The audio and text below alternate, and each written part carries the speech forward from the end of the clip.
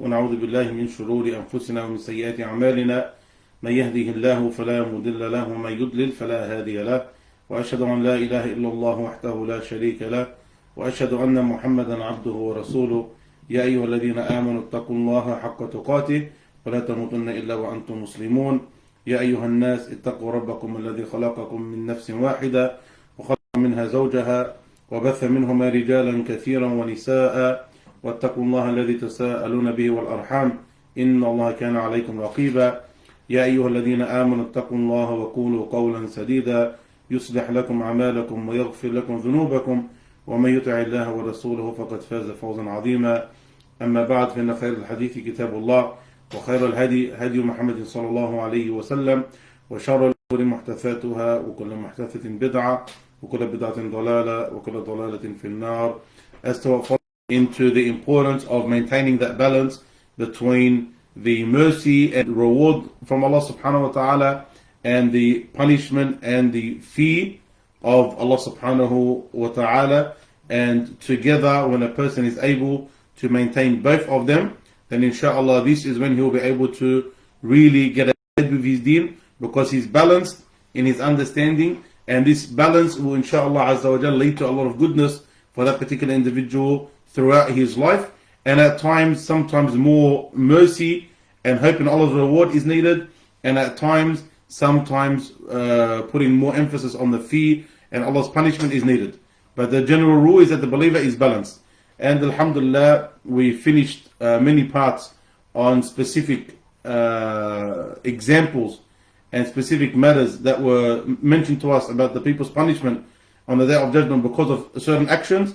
And now we are up to some of the specific rewards that people get for certain actions that they do. The first one that the author began with, Hafidhahullah, Shaykh Mahmoud al-Misri, in his book, Rihla ila Dar al-Akhirah, The Journey to the Hereafter, is the one who dies when he's in ihram. The one who dies when he's in ihram, doesn't use perfume, etc. Certain things that are normally halal, they become haram for him. That's what it means to be in a state of ihram. When one of the companions of the Prophet ﷺ passed away in ihram, in this state, the Prophet ﷺ said about him a few things on how to bury him, because they have a specific way that they're washed. But then he said at the end of the hadith, إِنَّهُ يُبْعَثُ يَوْمَ الْقِيَامَةِ مُلَبِّيًا. Verily he will be resurrected on the Day of Judgment, مُلَبِّيًا, a person who's doing the talbiyah. لَبَّيْكَ اللَّهُمَّ لَبَّيْكَ لَبَّيْكَ لَا شَرِيكَ لَكَ لَبَّيْكَ. He will be raised on that day saying the talbiyah. And this is from the reward of the people who die in such a state, because as you know, the way that you die is the way that you'll be resurrected. The one who died upon goodness will be resurrected upon goodness. The one who died billah, committing a sin will be resurrected billah, as if they were committing that sin. So the one who is blessed to die in a state of ihram, then he will be resurrected on the Day of Judgment as he's giving talbiyah, and this is an honoring for him and a sign of goodness for him, and a constant reminder for ourselves to try and put ourselves in a state where if we were to die, we will die in a manner that Allah is pleased with us, and we're resurrected with this great honoring, and that comes with sincerity and a lot of hard work. May Allah Azza wa Jal allow us to strive and to reach such levels with complete sincerity for Him and for Him alone. The second specific rewards for the people of Iman that the Shaykh Rahimahullah mentions are the people that are given nur on the Day of Judgment. That one, there are times where the Day of Judgment for the believer or for the individual is extremely dark. It is extremely dark and it's extremely scary. And so one of the things that assists a person is the nur that Allah Azza wa Jal allows certain people to have. And how are you given that nur? You're given that nur based on your iman. Based on your iman, and certain instances, certain actions give you stronger light from amongst the ones that are mentioned in the book. The author rahimahullah, he mentions the verse يَوْمَ تَرَى الْمُؤْمِنِينَ وَالْمُؤْمِنَاتِ يَسْعَى نُورُهُمْ بَيْنَ أَيْدِيهِمْ, leading them. Okay, the light will give them directions. بُشْرَاكُمُ الْيَوْمِ, this is a glad tiding for these people, that they will be given the glad tidings of Jannat al-Tajri min tahti al-anhar, the day that they'll be given glad tidings of paradise in which rivers are flowing. خالدين فيها ذلك هو الفوز العظيم. Therein they will abide forever. Naam, verily that is the great attainment, that is the great reward, that is a great success. And this nur, it mentioned in other places about when the people are crossing the sirat. When the people are crossing the sirat, and we know it's extremely thin, and we know different people will be crossing it in different ways. Some people running, some people jogging, some people crawling, different people in different ways depending on how they were with their iman in this dunya. And as some of the ulama, they made the comparison, the one who used to run and rush in obeying Allah Azza wa Jal, then the crossing the sirat will be rushing. The one who was hesitant and slow in obeying the commands of Allah subhanahu wa ta'ala, on the day of judgment, he will be slow in crossing the sirat. The one who was very weak and used to always be a person who would fall off the path with the easiest of temptations, then ayyadan billah for him, then the claws that are on the sirat, they will easily take him down and throw him into the hellfire.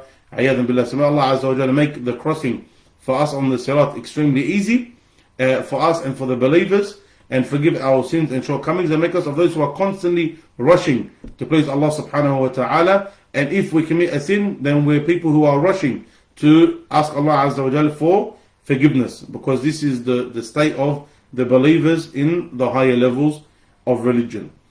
This particular individual, when he's crossing the sirat, one of the things that make it easy for him is the nur that he's given.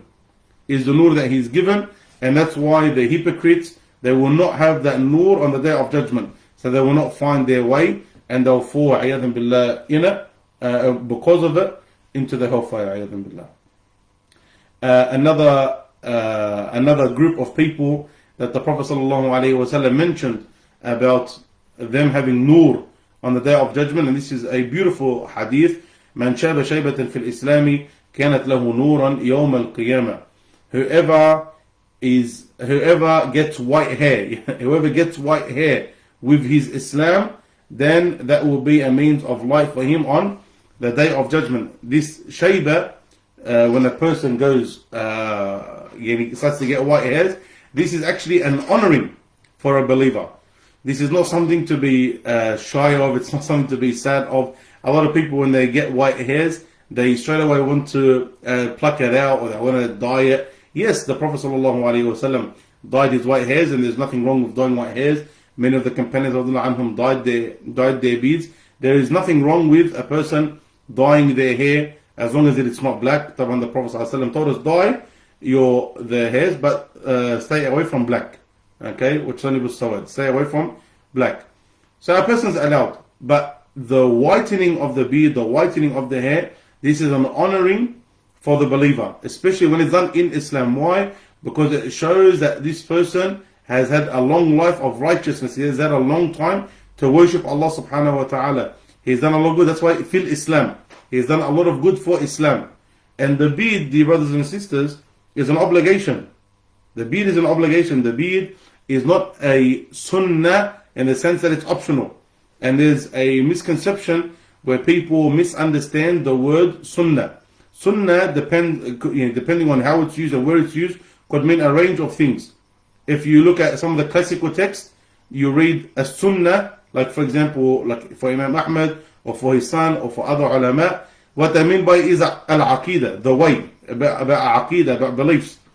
If you look at sunnah in the sense of the muhaddithin, they will tell you sunnah is anything that the Prophet ﷺ said, or anything that he done, or anything that's described him with, or anything that he approved of.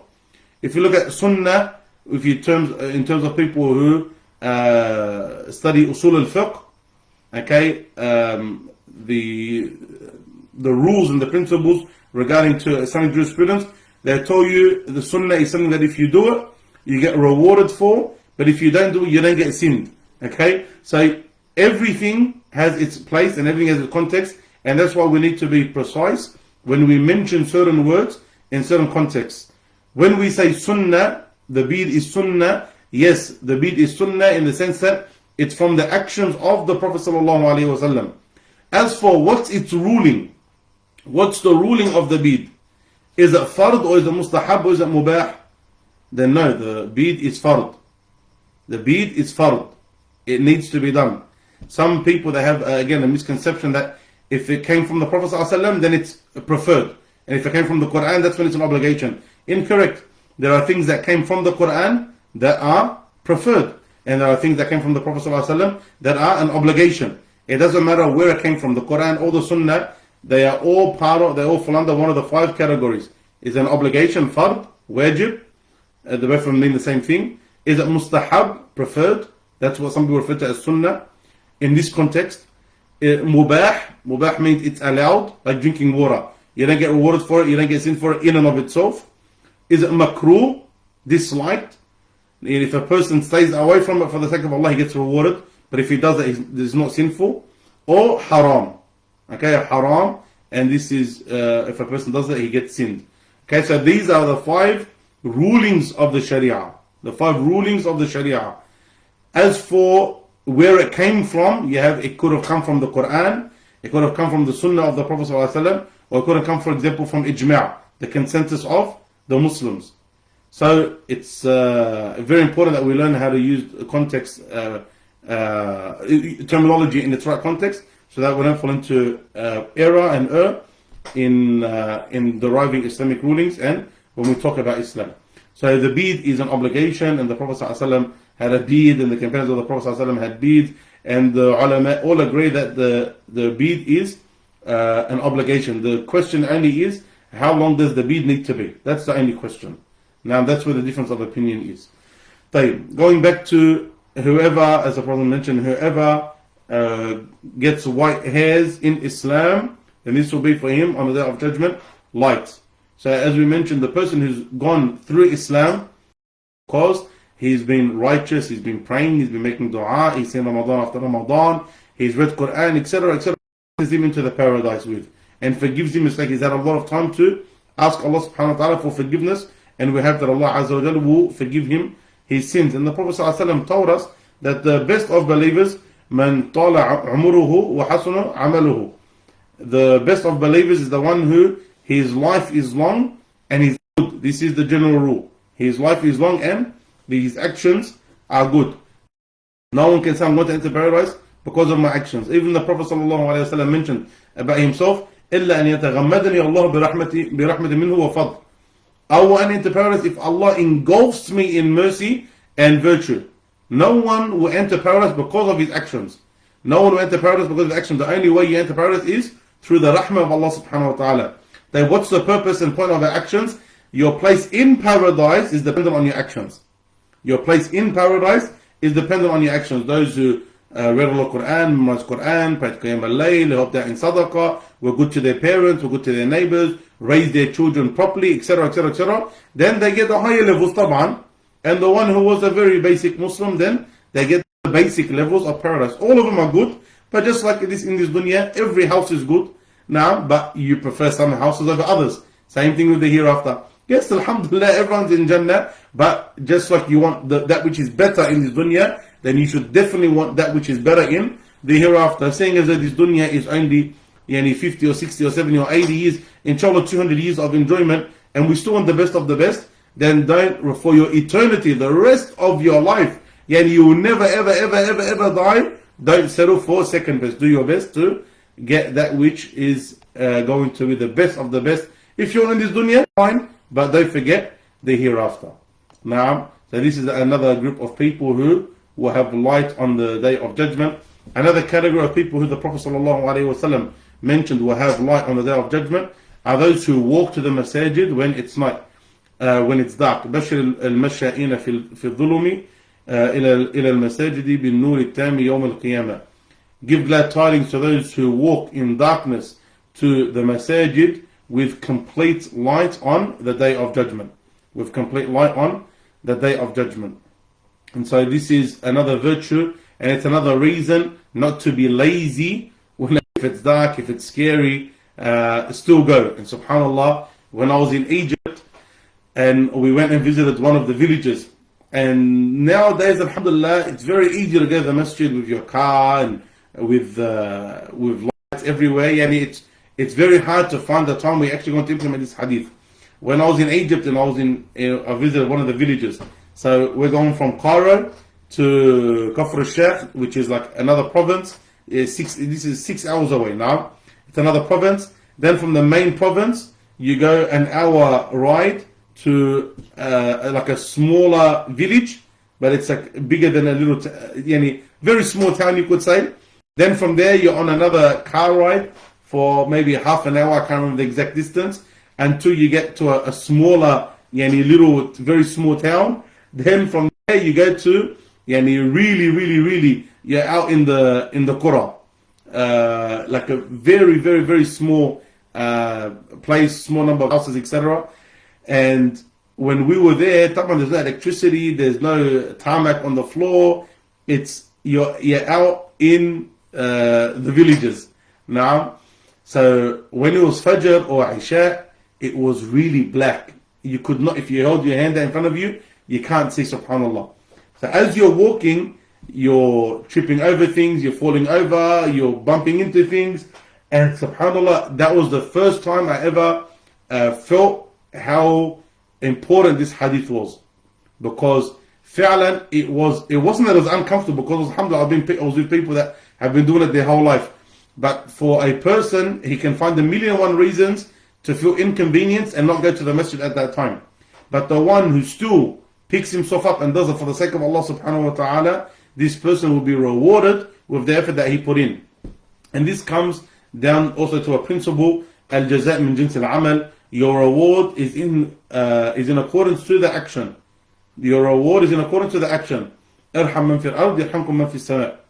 Have mercy on those on earth, and the one in the heavens will have mercy on you. Now, so what you do, you'll be rewarded with. What you do, you'll be rewarded with. You went and you walked in complete darkness for the sake of Allah. Allah Azza wa Jalla will give you complete light on the Day of Judgment. As we mentioned, this is one, an honoring for the person. Also, two, it's a means of comfort and ease for them on the Day of Judgment, especially when they're crossing things like the Sirat. The third category from which the Shaykh rahimahullah or hafidhahullah mentions are the people of the Quran. And the people of the Quran, they have a lot of virtues on the Day of Judgment. They're given crowns, their parents are honored, they're told to recite, and they continue to be raised up until the end of what they have memorized. The people of the Quran, they have a lot of virtue in this dunya and the hereafter. This particular narration, the Prophet ﷺ mentioned, يَأْتِي الْقُرْآنُ وَأَهْلُهُ الَّذِينَ كَانُوا يَعْمَلُونَ بِهِ فِي الدُّنْيَا. The Quran and its people, the ones that used to implement it, كَانُوا يَعْمَلُونَ بِهِ, the ones that used to implement it in this dunya. So the first thing is one, that a person learns the Quran. The second one is that the person implements the Quran. And know that the Prophet ﷺ used to make dua, Allahumma inni a'udhu bika min ilmin la yanfa'. Oh Allah, I seek refuge in you from knowledge which does not benefit. Why? Because there's no benefit in having the Quran or having knowledge if it's not implemented. The only time knowledge is useful is when it's implemented. That's the only time. Other than that, it means nothing. Just like Allah subhanahu wa ta'ala mentioned about some of the scholars of the people of the books before us. كَمَثَلِ الْحِمَارِ يَحْمِلُ أَسْفَارًا. He said about them subhanahu wa ta'ala that they are like donkeys that carry books on their backs. What's the benefit? You get a donkey now, and he's got the Encyclopedia Britannica on his back. What did the donkey benefit from that? Rather, he actually brought harm on the donkey, because now there's weight on him. And the same will be for the person who knows and doesn't implement. This will actually be a means of pain for him and suffering, because he will be questioned about the knowledge that you have. And so what do? You have knowledge, and so you implement your knowledge.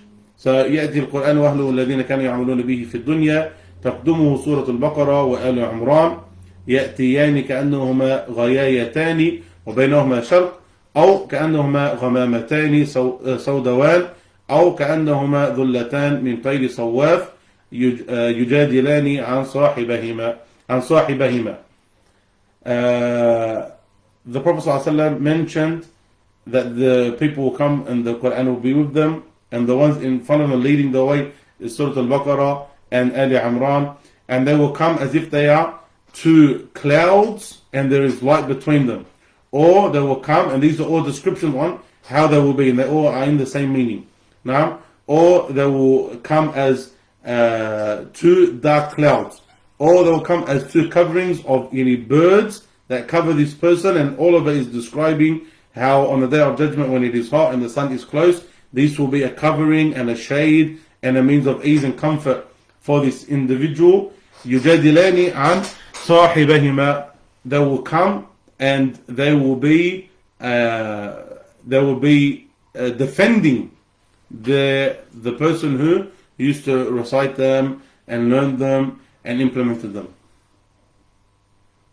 This is the virtue for the one, as we mentioned, the one who learns and implements the Quran. Why in particular Surah Al-Baqarah and Surah Ali Imran? There's many reasons some of the ulama gave. From amongst them is their length. So the one who learns them, because they are long. And it takes a lot of effort for a person to learn these longer surah. Also because of how much benefit they contain from matters of Aqidah, matters of fiqh, matters of stories of the people before us. There are many lessons that a person can really take and derive from Surah Al-Baqarah and Surah Ali Imran. And the proof is in the pudding, as they say. How many people they neglect these surah? How many people they neglect these surah? Yes, alhamdulillah, a lot of people, if they've memorized, for example, Juz' Amma, and a lot of people have memorized Juz' Amma, alhamdulillah, the last part of the Quran. But how many people have gone through and done more than that? And unfortunately, if you look at the reality of many of us, especially those living in the West, some have not gone past 10 surah of Quran. And this is a great shame for us as Muslims, because we can't enjoy the Quran anymore in that sense. You're not going to enjoy, you're not going to feel that connection with the Quran. If you don't know how to read the Quran, then my sincere advice is to start. Wallah, the one who knows the Quran and reads the Quran, this person is like the person who's alive and healthy. And the one who doesn't know how to read the Quran, I'm sorry to say, but that person is like a person who's dead. There's no life in that person. There's no life in that person. And if that person has life, they're like a person who's in hospital on constant life support and constantly being sedated, and is fed through a tube. They don't have true life. How can you have true life without that? That blessing every single day in your life. For you to read the words of Allah subhanahu wa ta'ala. The only book that is read all over the world. And it's completed, and the person who's reading it never gets sick of it. The only book on the entire face of the earth.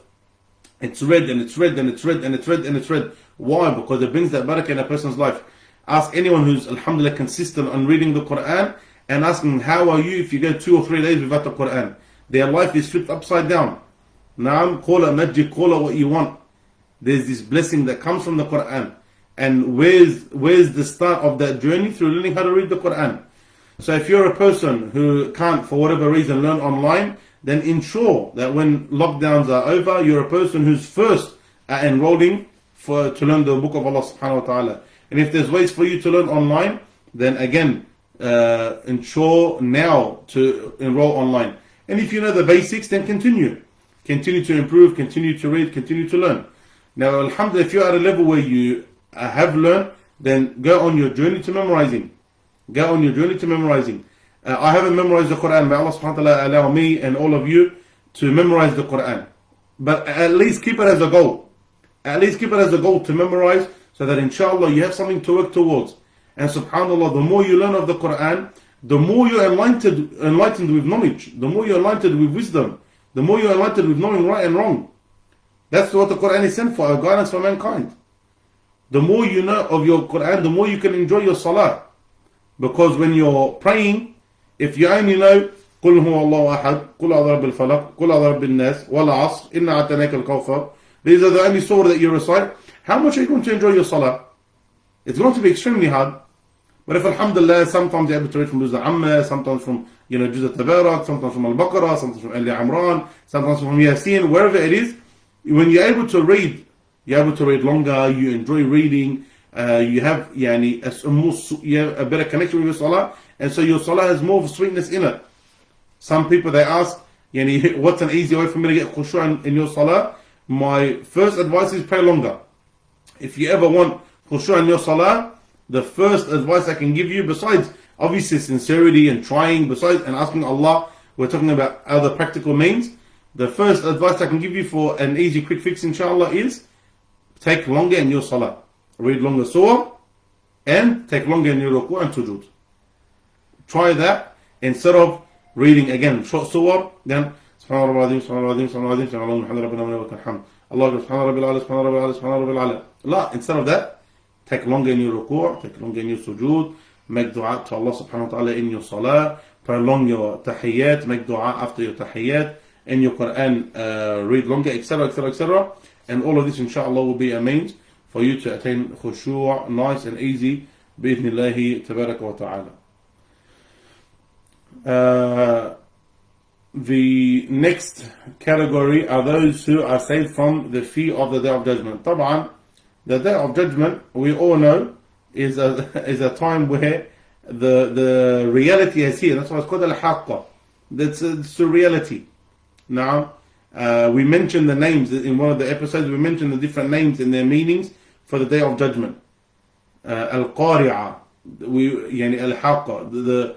So many names that talk about the fear and the torment that will be there on the Day of Judgment. Okay? People will be worried, people will be scared. Why? Because now you know all of those years that you lived, it wasn't for fun and play. All of those years that you lived, it wasn't for nothing. All of those years that you lived, now you're actually going to be asked about them. So people are worried, people are scared. People are like, okay, did I do enough? People are asking, what's going to happen to me because I know I didn't do enough? People are worried. The people that I oppressed, what's going to happen with justice now? Today, what's going to happen? So people are worried. People are fearful. And they should be. So one of the rewards that Allah Azza wa Jal gives to individuals on the Day of Judgment, to certain groups of people, are, from amongst the believers, is that you will not be worried. You will not be scared on the Day of Judgment. And Allah subhanahu wa ta'ala mentions some of them in the Quran, and some of them the Prophet ﷺ mentioned in the Sunnah, from amongst those that Allah subhanahu wa ta'ala said about them, لا يحزنهم الفزع الأكبر وتتلقاهم الملائكة هذا يومكم الذي كنتم توعدون, that you will not be scared, they will not be worried from the faz'a al-akbar, they will not be worried from the greatest fear, talking about the Day of Judgment, and the angels will meet them and greet them, and they will say, this is the day that you were promised. Who were these people? The people who were righteous slaves of Allah subhanahu wa ta'ala in this dunya. Now the people that were righteous slaves in this dunya, these are the ones who will not feel that on the Day of Judgment. Allah subhanahu wa ta'ala says, يَا عِبَادِ لَا خَوْفٌ عَلَيْكُمُ الْيَوْمَ وَلَا أَنْتُمْ تَحْزَنُونَ. On you on this day, nor will you be saddened. Who are those people? Those who believed in our verses and they used to submit to our commands. This is very important because it gives you a brief outline and it gives you a nice guideline on who Allah subhanahu wa ta'ala wants for His slaves and who Allah subhanahu wa ta'ala rewards with His great blessing. Who are they?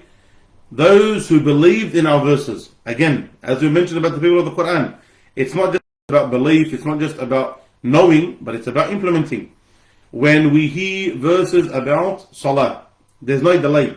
There's no delay. There's no purposely missing salah. There's no wallah, sometimes I pray, sometimes I don't pray. I submit to praying 5 times a day, properly to the best of my ability, on time. I learn how to pray, I learn the things before the prayer, I learn the things after prayer, I look after my prayer, etc. When we hear about Hajj, wallah, I go and I fulfill my Hajj if I'm able. When we hear about hijab, I wear hijab properly for the sake of Allah. When we hear about being good to our parents and being good to our relatives and being good to our neighbors, what do? We submit. Sami'na wa ata'na. What do my parents need? What do my parents want? How can I be good to them? When we hear about the rights of our spouses, the rights of our children, we go and we look after our spouses and we will give them their rights. And we know that I'm not good to them simply because I need to be good to them in order to live happily, but rather Allah Azza wa Jalla is going to ask me about my treatment of them and going to ask me about their rights. Have I fulfilled it or not? Same with my children. Not just, well, I want to raise them so they can be good. This is my responsibility. It's on my neck.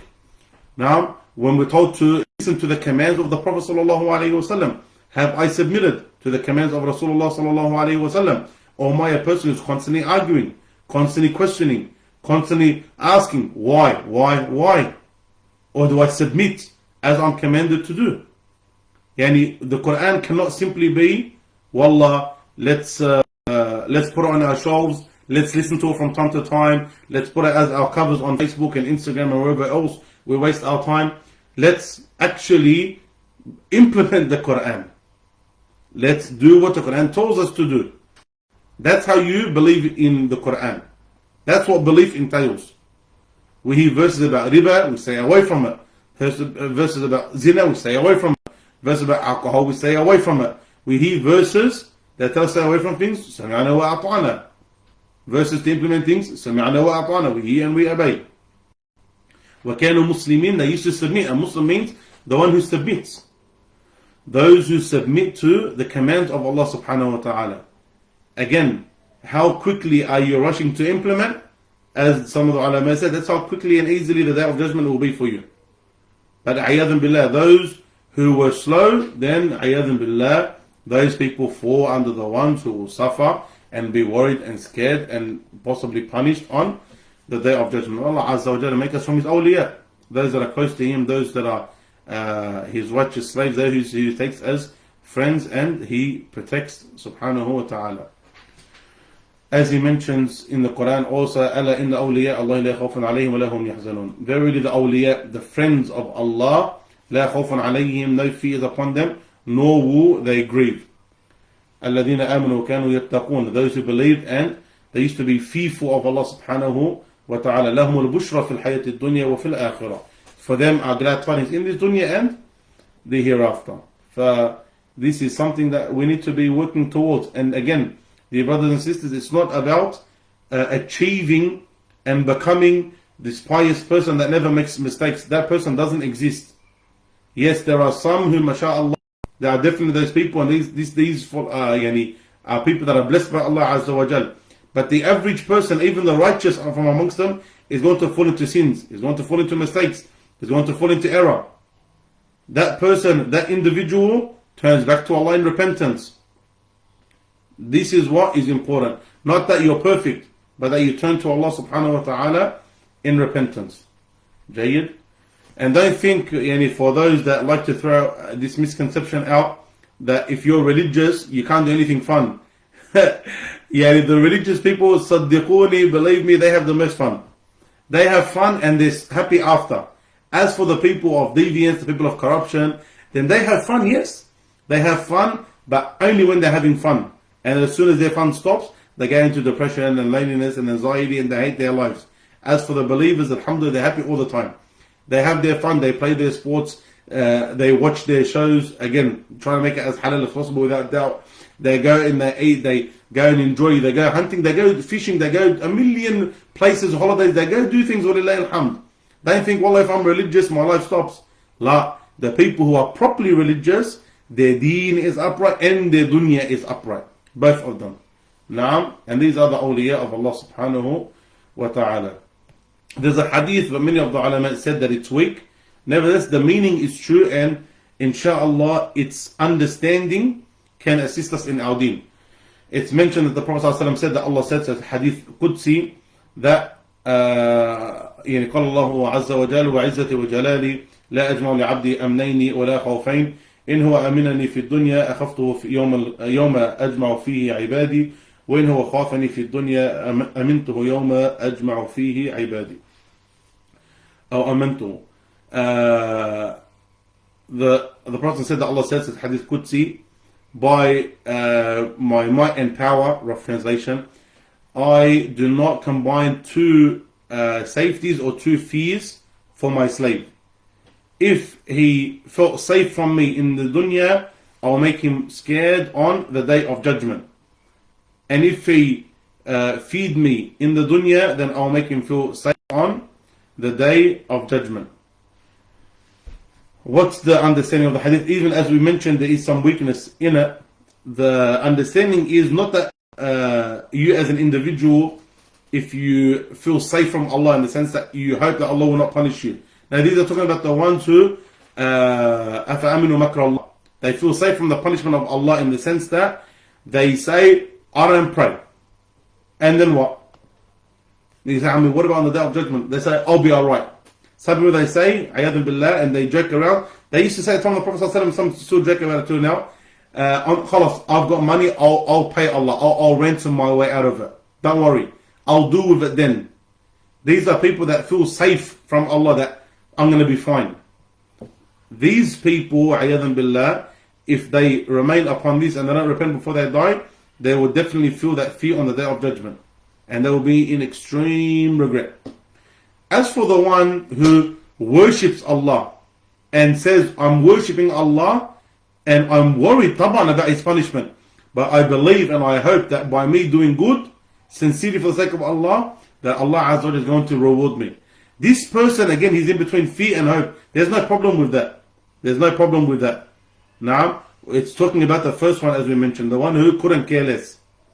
And the second type, the Prophet ﷺ mentioned about in the Hadith Qudsi here, that Allah said, and the one who fears me in this dunya, the one who fears me in this dunya, I will make him feel safe on the day of judgment. And again, there's this upright and proper balance between fearing Allah subhanahu wa ta'ala in a productive manner.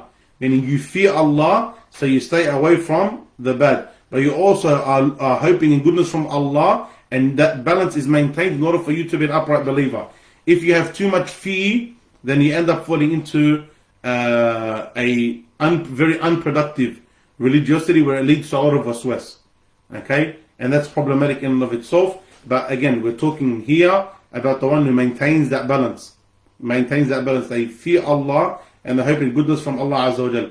As for the one who couldn't care less, I'll be alright on the day of judgment, then definitely, Ayadun Billah, they'll feel that fear on that day. Inshallah, we'll stop here and we will continue next week with the shuhada, the martyrs who die for the sake of Allah subhanahu wa ta'ala, taban in the right context, and we'll speak a little bit about that inshallah next week. هذا والله أعلم صلى الله محمد وعلى آله محمد وصحبه أجمعين والسلام عليكم ورحمة الله وبركاته.